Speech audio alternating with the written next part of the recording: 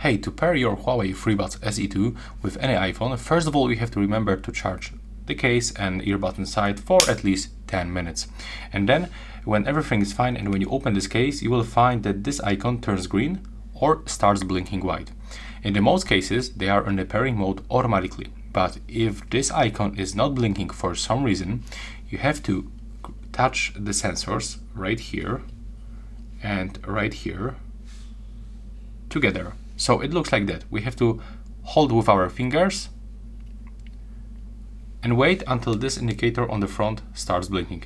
It will take around the 3 seconds, and also you will feel some kind of the vibration. So hold it like for the 3 seconds, and then you can go simply to the settings, open the Bluetooth, tap on the switcher, and from the other devices list, you have to select the Huawei FreeBuds SE2.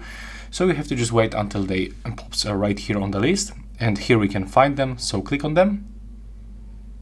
And as you can see right now, we are successfully connected with the Huawei FreeBuds SE2.